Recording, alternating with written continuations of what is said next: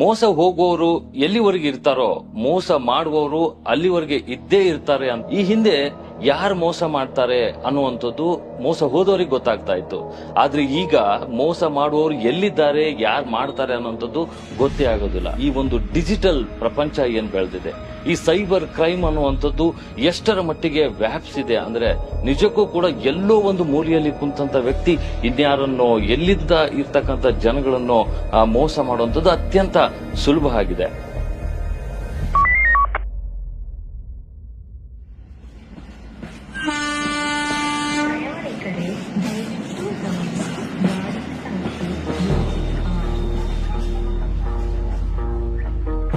ಕಾಲ ಬದಲಾದಂತೆ ನಾಗರಿಕತೆ ಬದಲಾಗ್ತಾ ಹೋಗುತ್ತೆ. ನಾಗರಿಕತೆ ಬದಲಾಗದಂತೆ ಸಮಾಜದಲ್ಲಿ ಅಪರಾಧಗಳು ಕೂಡ ತನ್ನ ಸ್ವರೂಪನ ಅಂದ್ರೆ ಮೂಲ ಸ್ವರೂಪದಿಂದ ವಿಭಿನ್ನ ರೂಪಗಳಾಗಿ ಬದಲಾಗ್ತಾ ಹೋಗುತ್ತೆ. ಈ ಅಪರಾಧ ಮತ್ತು ನಾಗರಿಕತೆ ಒಂದೇ ನಾಣ್ಯದ ಎರಡು ಮುಖಗಳು. ಇವನ್ನ ಬೇರ್ಪಡಿಸಿ ನೋಡ್ಲಿಕ್ಕಾಗಲ್ಲ. ನಾಗರಿಕ ಸಮಾಜದಲ್ಲಿ ಅಪರಾಧಗಳು ನಿರಂತರವಾಗಿ ಎಲ್ಲೂ ಸ್ಟಾಪ್ ಇಲ್ಲದೆ ಕಡಿಸ್ತಾನೆ ಹೋಗ್ತಾನೆ ಇರ್ತದೆ.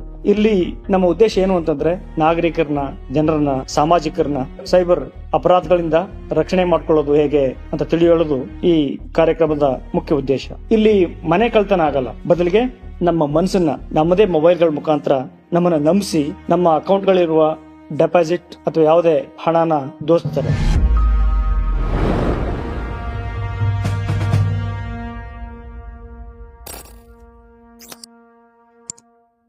ಸೈಬರ್ ಅಪರಾಧಗಳು ದಿನೇ ದಿನೇ ಜಾಸ್ತಿ ಆಗ್ತಾ ಇದೆ. ಯಾವ್ದೋ ಅನ್ನೋನ್ ನಂಬರ್ ಇಂದ ನಿಮ್ಮ ಮೊಬೈಲ್ಗೆ ಲಿಂಕ್ ಬರುತ್ತೆ. ಸೊ ಆ ಲಿಂಕ್ ಒತ್ತಿದಾಗ ಬೇರೆ ಬೇರೆ ಕಡೆ ಬೇರೆ ಬೇರೆ ವೆಬ್ಸೈಟ್ಗೆ ಕರ್ಕೊಂಡು ಹೋಗುತ್ತೆ. ಅದಾದ್ಮೇಲೆ ನಿಮ್ಗೆ ಪ್ರೈಸ್ ಬಂದಿದೆ ಅಂತ ತಮ್ಮ ಪರ್ಸನಲ್ ಡೀಟೇಲ್ಸ್ ಎಲ್ಲ ತಗೊಂಡು ಆಮೇಲೆ ನಿಮ್ನ ಮೋಸ ಮಾಡಕ್ಕೆ ಅವರು ಬೇರೆ ಬೇರೆ ತರ ಪ್ರಯತ್ನ ಮಾಡ್ತಾರೆ.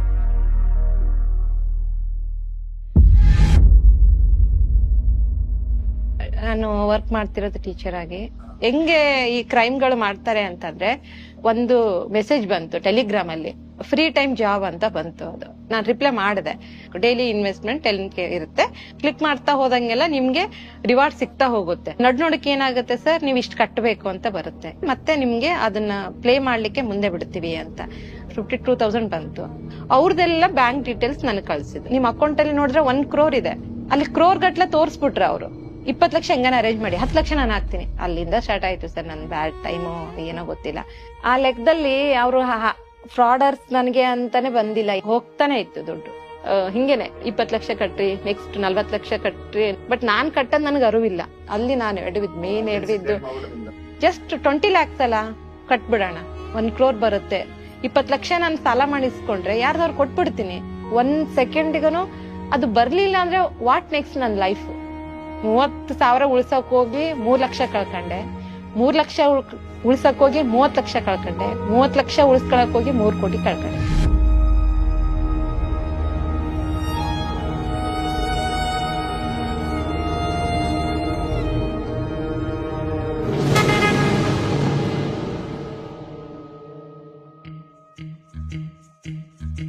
ನಿಮ್ಮ ವಿಳಾಸಕ್ಕೆ ಒಂದು ಪೋಸ್ಟ್ ಬರುತ್ತೆ.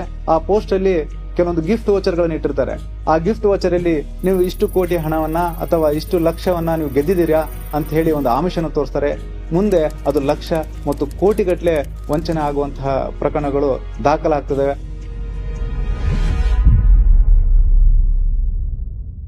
ಸರ್, ಅದು ಮೀಶೋನಾಗ ನಾನು ಬಟ್ಟೆ ಆರ್ಡರ್ ಮಾಡ್ತಿದ್ದೆ ಸರ್. ಅವ್ರೇನಂದ್ರು ನಿಮ್ಮ ಹೆಸರು ಮೇಲೆ ಈ ಕಾರ್ ಬಂದಿದೆ, ನೀವು ವಿನ್ ಆಗಿರಿ, ಫಸ್ಟ್ ಪ್ರೈಸ್ ಬಂದದ ಅಂತ ಹಾಕಿದ್ರು ಸರ್. ಕಾರ್ಡ್ ಕ್ರಾಶ್ ಮಾಡಿದ ಮೇಲೆ ಅವ್ರಿಗೆ ಕಾಂಟ್ಯಾಕ್ಟ್ ಮಾಡಿದ್ವಿ ಸರ್. 20,000 ಪೇ ಮಾಡಿದ್ರೆ ನಿಮ್ಗೆ ಕಾರ್ ಮನೆಗೆ ತಂದು ಕೊಡ್ತಾರ ಅಂತಂದು ಅವ್ರು ನನ್ಗೆ ಹೇಳಿದ್ರು. ಎಲ್ಲ ಅಮೌಂಟ್ ನಿಮ್ಮ ಅಕೌಂಟ್ಗೆ ಪೇ ಮಾಡ್ತೀವಿ, ನೀವು ಟ್ಯಾಕ್ಸ್ ಕಟ್ರಿ ಅಂತ. ಇಷ್ಟು ಕಟ್ಟಬೇಕು ಅಷ್ಟು ಕಟ್ಟಬೇಕಂದ್ರೆ ದಿನಾಲು ಇದು ಮಾಡ್ತಾರೆ ಸರ್. ಸರ್ ಟೋಟಲ್ ಒಂದು ಏನಿಲ್ಲ ಅಂದ್ರೆ 20 ಅಕೌಂಟ್ ಇದ್ವು ಸರ್. 2 ಲಕ್ಷ, 3 ಲಕ್ಷ, ಆಮೇಲೆ 1 ಲಕ್ಷ, ಆಮೇಲೆ 4 ಲಕ್ಷ, ಆಮೇಲೆ 7 ಲಕ್ಷ.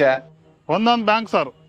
ಆಯ್ತು, ಅಲ್ಲಿ ಬರ್ತದ ಕಾರ್, ಇಲ್ಲಿ ಬರ್ತದ ಅಂತ ನಮ್ಗೆ ಫೋನಲ್ಲೇ ಹೇಳ್ತಾರ. ಅದು ಇನ್ನ ಎಲ್ಲಿ ಅದ ಏನೋ. 9,75,000 ಹಾಕಿದ ಮೇಲೆ ಡೌಟ್ ಬಂತು ಸರ್. ಅವಾಗ ಅವ್ರ ಕೂಡ ಜಗಳ ಮಾಡಕ್ಕಿದ್ವಿ ಸರ್, ಡೌಟ್ ಬಂತು. ಟೋಟಲ್ 67,000 ಎಷ್ಟ್ ಆಗಿತ್ತು. ಟೋಟಲ್ 39 lakhs rupees ಫ್ರಾಡ್ ಆಗಿತ್ತು. ಹೆಂಗಿದೆ ಅಂದ್ರೆ ಇಲ್ಲ, ಫಸ್ಟ್ ಸೈಬರ್ ಅವ್ರಿಗೆ ಕಂಪ್ಲೇಂಟ್ ಮಾಡು, ಇದೆಲ್ಲ ಫ್ರಾಡ್ ಅದ ಅಂತ ಹೇಳಿದ್ರು ಸರ್.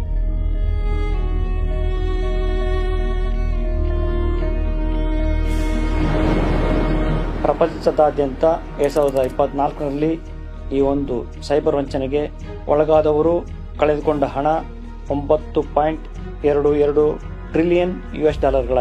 ಇದು ಹೀಗೆ ಮುಂದುವರೆದ್ರೆ ಮುಂಬರುವ 2028 ಹೊತ್ತಿಗೆ ಕಳೆದುಕೊಳ್ಳುವ ಹಣದ ಮೊತ್ತ $13.82 ಟ್ರಿಲಿಯನ್ ಅಂತ ಹಲವು ಸಮೀಕ್ಷೆಗಳು ಭವಿಷ್ಯ ನುಡಿದಿದ್ದಾವೆ. ನಮ್ಮ ಭಾರತ ದೇಶದಲ್ಲೂ ಕೂಡ ಸೈಬರ್ ಕ್ರೈಮ್ಗಳ ಪ್ರಮಾಣ ಅತಿ ಹೆಚ್ಚಿನ ವೇಗದಲ್ಲಿ ಸಾಗ್ತಾ ಇದೆ. NCRP ವರದಿ ಪ್ರಕಾರ ಈ ಸೈಬರ್ ಸಹಾಯವಾಣಿ 193 22,68,000 ಕರೆಗಳು ಬಂದಿರ್ತವೆ. ಅವರು ಕಳೆದುಕೊಂಡ ಹಣದ ಮೊತ್ತ 22,000 ಕೋಟಿಗಿಂತ ಅಧಿಕ ಹಣವನ್ನ ನಮ್ಮ ದೇಶದ ಜನರು ಕಳೆದುಕೊಂಡಿದ್ದಾರೆ. ಹಾಗೇನೆ ಕರ್ನಾಟಕದ ಬಗ್ಗೆ ನೋಡೋದಾದ್ರೆ ಕಳೆದ ವರ್ಷ ನಮ್ಮ ಸೈಬರ್ ಸಹಾಯವಾಣಿಗೆ 10,71,365 ಕರೆಗಳು ದಾಖಲಾಗಿದ್ದು 2,396 ಕೋಟಿ ರೂಪಾಯಿನಷ್ಟು ದುಡ್ಡನ್ನ ಜನ ಕಳ್ಕೊಂಡಿದ್ದಾರೆ. ಇಡೀ ದೇಶದಲ್ಲಿ ನಂಬರ್ 1 ಸ್ಥಾನ ಉತ್ತರ ಪ್ರದೇಶ ಇದ್ರೆ 2ನೇ ಸ್ಥಾನ ನಮ್ಮ ಕರ್ನಾಟಕ ರಾಜ್ಯದಲ್ಲಿ ಆಗ್ತಾ ಇದೆ.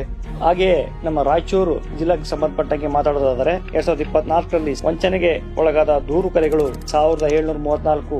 2025 ಮೇ ಅಂತ್ಯಕ್ಕೆ ಈ ಕರೆಗಳ ಸಂಖ್ಯೆ 1,126 ಆಗಿದ್ದು ಕಳೆದ ವರ್ಷದ ಮುಕ್ಕಾಲ್ಪನಷ್ಟು ಕೇಸ್ಗಳು ಈಗಾಗಲೇ ಸೈಬರ್ ಸಹಾಯವಾಣಿಗೆ ಬಂದಿರ್ತವೆ.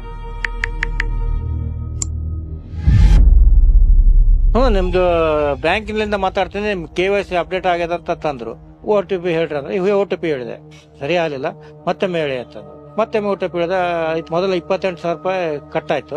ಮತ್ತೆ 2-3 ರೌಂಡ್ 28,000, 23,000, ಹಿಂಗ ಟೋಟಲ್ 63,000 ರೂಪಾಯಿ ಇತ್ತು. 63,000 ಚಿಲ್ಲರ್ ಅಷ್ಟು ಕಲಾಸ ಆಯ್ತು.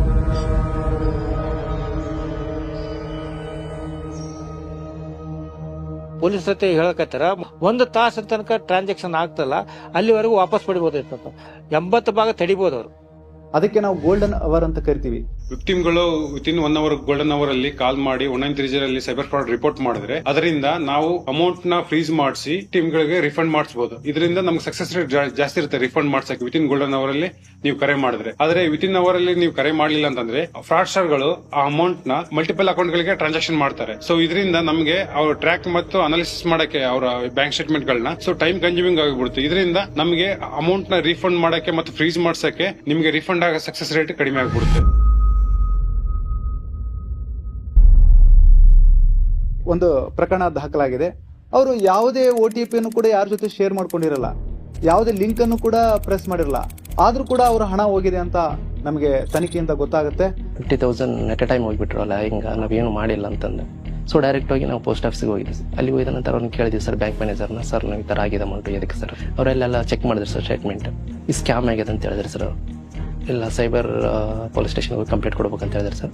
ಅದರಲ್ಲಿ ಕಾಲ್ ಫಾರ್ವರ್ಡಿಂಗ್ ಅಂತ ಒಂದು ಸಿಸ್ಟಮ್ ಇದೆ. ಆ ವಂಚಕರು ಅದನ್ನ ಯೂಸ್ ಮಾಡಿಕೊಂಡು ಇವ್ರಿಗೆ ಗೊತ್ತಿಲ್ದಂಗೆನೆ ಅವರ OTP ಅನ್ನ ಅವರು ತಮ್ಮ ನಂಬರ್ಗೆ ಕಾಲ್ ಫಾರ್ವರ್ಡ್ ಮಾಡಿಕೊಂಡು ಇವರ OTP ಆಗಿರ್ಬೋದು, ಇವರ ಸಂದೇಶವನ್ನ ಆಗಿರ್ಬೋದು ಅವರು ಓದುವಂತ ವ್ಯವಸ್ಥೆಯನ್ನ ಮಾಡ್ಕೊಂಡಿರ್ತಾರೆ.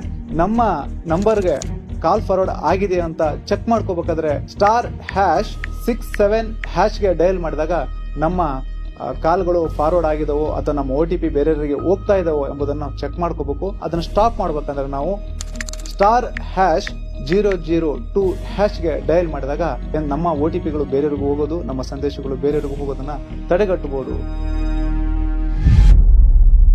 ಟ್ರೇಡಿಂಗ್ ಅಲ್ಲಿ ಇಂಟ್ರೆಸ್ಟ್ ಜಾಸ್ತಿ ಇತ್ತು. ವೈಡನ್ ಅಂತೇಳಿ USA ಬೇಸ್ಡ್ ಕಂಪನಿ ಅಂತೇಳಿ ಅಪ್ರೋಚ್ ಆಗಿದ್ರು. USA ಬೇಸ್ಡ್ ಕಂಪನಿ ಎಲ್ಲ ಡಾಲರ್ಸ್ ಅಲ್ಲಿ ಇನ್ವೆಸ್ಟ್ಮೆಂಟ್ ಮಾಡ್ಬೇಕಂತ $10,000 ನಾನು ಇನ್ವೆಸ್ಟ್ಮೆಂಟ್ ಮಾಡಿದೆ.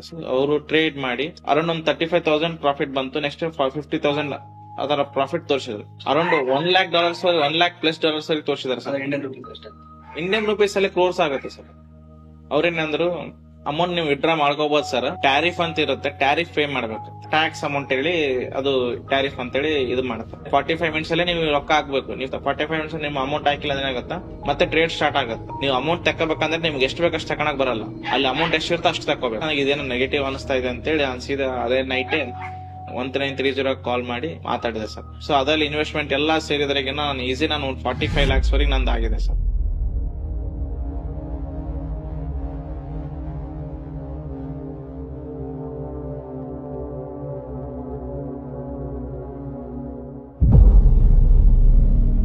ನನಗ್ ಬರ್ತಾವೆ ದುಡ್ಡು, ನಾ ಅಲ್ಲಿ ತಗೊಂಡಿಲ್ಲ ಇಂಟ್ರೆಸ್ಟ್ ಕೊಟ್ರೆ ಮುಗಿದೋಯ್ತಲ್ಲ. ಬರ್ತಾವೇನಪ್ಪ ದುಡ್ಡು, ಬರ್ತಾವೇನು ವಾಪಸ್ ಅಂತ. ಅಮೌಂಟ್ ಎಲ್ಲ ಹೊರಗಿಂದೆ ಸರ್. ಸಾಲ ಮಾಡಿದೆ ಅಂತಂದಿವಿ ಸರ್, ಗೋಲ್ಡ್ ಇಟ್ಟು ತಂದಿ ಸರ್. ಅವ್ರು ಪ್ಲಾಟ್ ಮಾಡಿ ಕೇಸಿ ತಗೊಂಡ್ ಬಂದಿದ್ರು ಹಣ. ಸ್ಕಾಲರ್ಶಿಪ್ ಬಂದಿದ್ವು. ಆ ಟೈಮಲ್ಲಿ ನಾವ್ ಏನ್ ಮಾಡ್ತೀವಿ ಅನ್ನೋದು ಗೊತ್ತಾಗಲ್ಲ ಸರ್. ಒಂದು ಗ್ರೀಡಿನೆಸ್ ಹೋಗೋದೇ ಮಿಡಿಲ್ ಕ್ಲಾಸ್ ಪೀಪಲ್ಸ್. ಎಲ್ಲೋ ಇರ್ತಾರೆ, ಅವರು ಫೋಟೋ ಇರಲ್ಲ, ಅವ್ರದ್ದು ಏನು ಇರಲ್ಲ, ಜಸ್ಟ್ ಒಂದ್ ಫೋನ್ ಕಾಲ್, ಒಂದ್ ಚಾಕ್ಲೇಟ್ ಕೊಡ್ಸು ಅಂದ್ರೆ ಅದ್ರ ರೇಟ್ ನೋಡಂಗಾಗಿದೆ ನನ್ಗೆ. ಭಿಕಾರಿ ಜೀವನನಾದ್ರೂ ಬೇಕು, ಅದ್ರಕ್ಕಿನ್ನ ಅಧ್ವಾನಿದೆ, ಹೇಳ್ಕೊಳಕ್ಕಿಲ್ಲ ಅಷ್ಟೇನೆ. ಸಾಲಲ್ಲಿ ಭಾಳ ಕಡೆ ಸರ್ ಬಡ್ಡಿ ಕಟ್ಟದ್ರಾಗ ಇದೀವಿ ನೋಡಿ ಸರ್. ಅಷ್ಟು ತೊಂದರೆ ಇದೆ ಸರ್ ನಮಗಂತ. ಅವ್ರು ಯಾವ ಮರ ಬಡಿದ್ರೆ ಎದೆ ಹೊಡಿತಾರೆ ಸರ್, ಎದೆ ಹೊಡೆದು ತುಂಬಾನೇ ಡಿಪ್ರೆಸ್ ಆಗ್ಬಿಟ್ಟಿದೆ ಸರ್. ಒಂದು 3-4 ಡೇಸ್ ಕುತ್ಕೊಂಡು ಯೋಚನೆ ಮಾಡಿದಾಗ ಕಷ್ಟಪಟ್ಟು ದುಡಿದ್ರೇನೆ ನಿಮ್ಗೆ ದಿನಕ್ಕೆ ತಿನ್ಗೂಲಿ ಅಂತಾನೆ ಸಿಗಲ್ಲ ನಿಮ್ಗೆ 300 ರೂಪಾಯಿ. ಒಂದ್ 100 ರೂಪಾಯಿನೂ ಹೆಲ್ಪ್ ಮಾಡದೇ ಇರೋ ಈ ಕಾಲದಲ್ಲಿ ಇನ್ಯಾರೋ ನಮ್ಗೆ ಲಕ್ಷ ಕೊಡ್ತಾರೆ ಅಂತಕ್ಕಂಥದ್ದು ಹೇಳ್ತಾರೆ ಅಂದ್ರೆ ಅಲ್ಲಿ ಮೋಸದ ಜಾಲ ಐತಿ ಅಂತಾನೆ ಅರ್ಥ. ಅವರೆಲ್ಲ ಮೋಸ ಮಾಡೋರು, ಅವರೆಲ್ಲ ಸ್ಕ್ಯಾಮರ್ಸ್ ರೀ.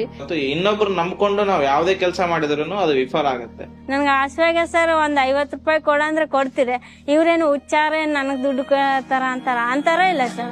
ಅವಶ್ಯಕತೆ ಇದೇ ಇಲ್ಲ, ನಾನು ಯೋಚನೆ ಮಾಡ್ಲಾರ್ದಂಗ ಹಾಕಿನ ದುಡ್ಡು, ಅದು ತಪ್ಪು ನಂದು. ಈ ಮನಿ ಮೇಕ್ಸ್ ಮೆನಿ ಥಿಂಗ್ಸ್ ತರ ರೀ, ಮನಿ ಸ್ಪಾಯ್ಲ್ಸ್ ಮೆನಿ ಥಿಂಗ್ಸ್. ತಾಳ್ಮೆಂದಿದ್ರೆ ಏನಾದ್ರೂ ಒಂದು ರೀತಿಯಲ್ಲಿ ಅದು ಸಮಸ್ಯೆ ಬಗೆಹರಿಬಹುದು.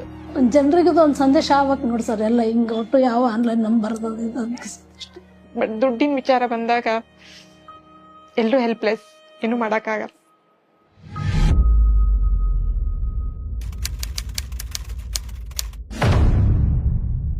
ಈ ನಿಟ್ಟಿನಲ್ಲಿ ರಾಯಚೂರು ಪೊಲೀಸರು ಅತ್ಯಂತ ಯಶಸ್ವಿಯಾಗಿ ಹಲವಾರು ಪ್ರಕರಣ ಬೇಯಿಸಿದ್ದಾರೆ. ಮತ್ತೆ ಹಲವಾರು ಪ್ರಕರಣಗಳಲ್ಲಿ ಡೆಪಾಸಿಟ್ ಮಾಡಿಸಿ ಸಂಬಂಧಪಟ್ಟಂತಹ ಹಣ ಕಳ್ಕೊಂಡವ್ರಿಗೆ ಹಣನ ವಾಪಸ್ ಮಾಡಲು ಕೂಡ ಯಶಸ್ವಿಯಾಗಿದ್ದಾರೆ. ಸೈಬರ್ ಪೊಲೀಸ್ ಸ್ಟೇಷನ್ ಕಂಪ್ಲೇಂಟ್ ಕೊಡ್ಬೇಕಂತ ಹೇಳಿದ್ರೆ ಸರ್, ಇಲ್ಲಿ ಬಂದು ಸರ್ ಅವರಿಗೆ ಒಂದು ಲೆಟರ್ ಬರೆದು ಸ್ಟೇಟ್ಮೆಂಟ್ ಎಲ್ಲ ತಂದು ಕೊಟ್ಟಿವಿ ಸರ್. ಇಲ್ಲಿ ಸೈಬರ್ ಪೊಲೀಸ್ ಸ್ಟೇಷನ್ ನಮ್ಗೆ ಯೂಸ್ ಬಹಳ ಆಯ್ತು. ನಮ್ಗೆ ಕೌನ್ಸಿಲಿಂಗ್ ಮಾಡಿದ್ರು ಸರ್ ಇಲ್ಲಿ ಬಂದು. ಸೊ ಪ್ರೊಸೀಜರ್ ಎಲ್ಲ ಹೇಳ್ಕೊಟ್ರು ಸರ್ ಇವರು. ಇದು ನಿಲ್ಲಿಸ್ಬಿಟ್ರು, ಅದು ಅಕೌಂಟ್ ದುಡ್ಡು ಹೋಗ್ಲಾರ್ದಂಗ. ಕೋರ್ಟಲ್ಲಿ ಕೇಸ್ 1 ತಿಂಗಳವರೆಗೆ ಎಲ್ಲ ಇದು ಮಾಡಿ ನಮ್ಗೆ ಅಮೌಂಟ್ ರಿಟರ್ನ್ ತರಿಸಿದ್ರು. 20 days ಅವರು ಫಾಲೋ ಅಪ್ ಮಾಡಿದ್ರು ಸರ್. 5 FRI ಮಾಡ್ಬೇಕಂತ ಹೇಳಿದ್ರು ಸರ್. ಆದ ನಂತರ ನಮ್ಮ ಅಮೌಂಟ್ ನಮಗೆ ರಿಫಂಡ್ ಆಯ್ತು ಸರ್. ತುಂಬಾ ಹಾರ್ಡ್ ವರ್ಕ್ ಮಾಡ್ಬಿಟ್ಟು ಒಂದು 15 days 1 month ಅಲ್ಲೇನೆ ನನಗೆ 1,75,000 ತನ ರಿಕವರ್ ಮಾಡಿಕೊಟ್ರು ಸರ್. 19 lakhs ರಿಕವರಿಗೆ ಬಂತು ಸರ್. ಅದ್ರಲ್ಲಿ 13,000 ರೂಪಾಯಿ ಬಂತಾವ, ಒಳ್ಳೆ ಇನ್ನು 50,000 ರೂಪಾಯಿ ಬರ್ಬೇಕು ಸರ್. ಸರ್ ಈಗ ಅರೌಂಡ್ 22 lakhs ವರೆಗೆ ರಿಕವರ್ ಆಗಿದೆ ಸರ್. ನಮ್ಗೆ ಯಾವ ಅಕೌಂಟ್ಲಿಂದ ಕಟ್ ಆಗಿದಲ್ಲ ಸರ್, ಅದು ಅಕೌಂಟ್ಗೆ ಬಂದ್ಬಿಡುತ್ತೆ ಸರ್. 50,000 rupees sir. ವೆಸ್ಟ್ ಬೆಂಗಾಲ್ಗೆ ಹೋಗಿದ್ದೇನೋ, ನನಗೆ ಒಂದು ರಿಕವರ್ ಮಾಡಿದ್ದೇನೆ, ಇದು ಮಾಡ್ಯಾರ 14 something ಕೋರ್ಟಿಂದ ಬಂತು. ಸ್ಟೇಷನ್ ಅಲ್ಲೇ ಹೈಯೆಸ್ಟ್ ರಿಕವರಿ ನಂದೇ ಆಗಿದೆ. ಪೊಲೀಸ್ ಸ್ಟೇಷನ್ ಸಾರ್ ಅವರೆಲ್ಲ ಹೆಲ್ಪ್ ಮಾಡಿದ್ರಲ್ಲ, ಅವರೇ ದೇರ ಅಂತ ತಿಳ್ಕೊಂಡು.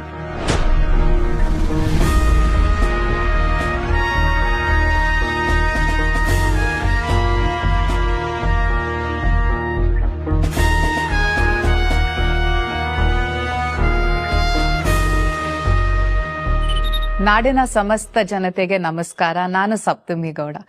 ಈ ವಿಡಿಯೋ ನೋಡ್ತಾರೆ ಎಲ್ಲರಿಗೂ ನನ್ನ ನಮಸ್ತೆನ ಸಲ್ಲಿಸ್ತಾ ರಾಯಚೂರ್ SP ಶ್ರೀ ಪುಟ್ಟ ಮಾದಯ್ಯ IPS ಸರ್ ಹಾಗೂ ಅವರ ತಂಡ ಸೈಬರ್ ಅಪರಾಧಗಳನ್ನು ತಡೆಗಟ್ಟಲು ಈಗಾಗಲೇ ಒಂದು ಮಹತ್ವದ ಹೆಜ್ಜೆ ಇಟ್ಟಿದ್ದಾರೆ. ಸೈಬರ್ ಅಪರಾಧಿಗಳು ಯಾವುದೇ ಮೂಲೆಯಲ್ಲಾದ್ರೂ ಕೂತ್ಕೊಂಡು ನಿಮ್ಮ ಅಕೌಂಟ್ಸ್ ಆಗಿರ್ಬೋದು, ನಿಮ್ಮ ಡೇಟಾ, ನಿಮ್ಮ ಪ್ರೈವಸಿ ಯಾವ್ದನ್ನಾದ್ರೂ ಅವ್ರು ಕೊಳ್ಳೆ ಹೊಡಿಬಹುದು.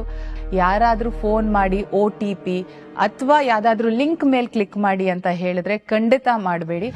ಸೈಬರ್ ಕ್ರೈಮ್ ಅನ್ನೋದೇನಿದೆ ತುಂಬಾ ದೊಡ್ಡದಾಗಿದೆ. ಯಾವ್ದು ಗೊತ್ತಿಲ್ಲದಿರೋ ಲಿಂಕ್ ಬರುತ್ತೆ, ಆಸೆ ತೋರಿಸ್ತಾರೆ, ಬಹಳ ವೇಗವಾಗಿ ಒಂದು ದುಡ್ಡನ್ನ ಮಾಡಬಹುದು ಅನ್ನೋ ಒಂದು ಆಸೆ ಮೇಲೆ ಎಷ್ಟೋ ಜನ ಅದ್ರ ಮೇಲೆ ಕ್ಲಿಕ್ ಮಾಡಿ ತಮ್ಮ ಡೀಟೇಲ್ಸ್ ಗಳನ್ನ ಕೊಟ್ಟು ಮೋಸ ಹೋಗಿದ್ದುಂಟು. ತಾವು ಜೀವನ ಪರ್ಯಂತ ಏನಿದೆ ಒಂದು ಕಷ್ಟಪಟ್ಟು ಹಣವನ್ನು ಕೂಡಿಟ್ಟು ಎಲ್ಲ ಒಂದ್ ಕಡೆ ಇಟ್ಟಿರ್ತೀವಿ, ಅದಷ್ಟು ಡೀಟೇಲ್ಸ್ ಗೊತ್ತಿಲ್ಲದೇನು ಯಾವ್ದೋ ಲಿಂಕ್ ಅಲ್ಲಿ ಹೊಡೆದು ಕೊಟ್ಟು ಕಳ್ಕೊಳ್ಳೋ ಬದಲು so think before you click ಅಂತ ಹೇಳ್ತಾ ಈ ಸೈಬರ್ ಕ್ರೈಮ್ ಇಂದ ದೂರ ಇರಿ. ನಿಮ್ಮ ಜೊತೆಗೆ ಸದಾ ನಮ್ಮ ಪೊಲೀಸ್ ಇಲಾಖೆ ಇದೆ, ಸೈಬರ್ ಕ್ರೈಮ್ ಪೊಲೀಸ್ ಠಾಣೆಗಳಿವೆ.